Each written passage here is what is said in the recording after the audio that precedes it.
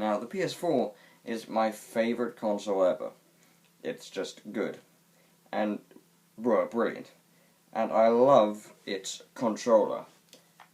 And so let's see how good this controller is. So, first of all, we have thumbsticks. PlayStation, as you might know, the first one was the first one ever to utilize two thumbsticks. Maybe other controllers did that in the past, but PS1 did that very well. It's a DualShock controller, meaning it also has rumble features, which is also standard for any controller now, like these analog sticks. Same with the D-pad. The D-pad's nothing to complain here. I really do like this D-pad. And then you also got a speaker here. Sort of like the Wii remote speaker. Then you got a share button here instead of the normal select button, and an options button, which is basically just a start button. Then for maps and all those kind of things, instead of a select button, you have a touchpad, which can also be used by games for varying things. And then you also have the PlayStation buttons here: X, circle, triangle, and square.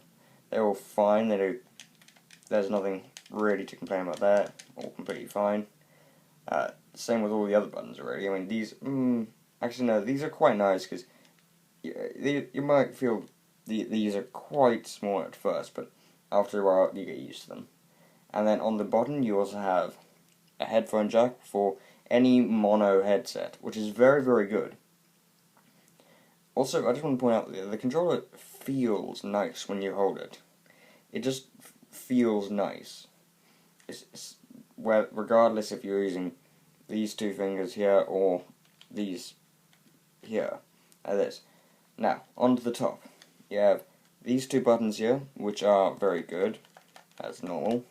And then these, which are much, much better than the PS3 design, because the PS3 design, for one, well, the PS3 design kind of slopes downward. These go upwards, so that your finger fits very, very comfortably on it.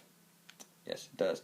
And then there's also a light bar, which not only helps the the PlayStation to track your controller, but it's also good for, if you have the PlayStation camera, it's also good for motion control type gaming.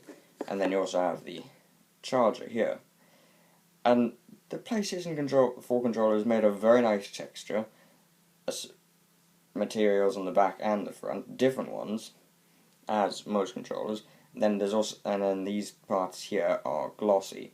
Now, admittedly, with any color, because they're glossy, generally especially with Batman Arkham Knight, and I'm guessing with most other racing games, when you're constantly, or any game really, when you're constantly using these buttons here, generally this can get marks on, which you will have to remove if you want, because it can get annoying at times. Because this controller does look very good as well, and it's bigger than the PS3 controller, and the PS2 obviously, and the PS1 obviously, and out of all the controllers of the 8th generation of consoles, it's obviously had the most time and effort put into it. Admittedly though, like all controllers, things can happen to it, as in, stuff can go on it and just can ruin the design a little bit, but no worries, you can just clean that off, obviously. And yeah, there's nothing really wrong with this controller. It's really, really good. Now, admittedly, the touchpad and the speaker and the light bar haven't really been utilized a lot in games. The headphone jack people do really like, same with me, because you can just use any mono headset, not just PlayStation 1s, and you need an adapter, like Xbox does, annoyingly.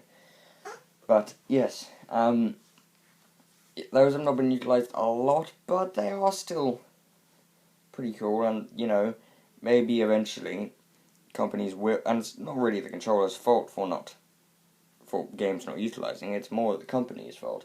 That's the same with any gimmicks, because there are any gimmicks if the company does not use them.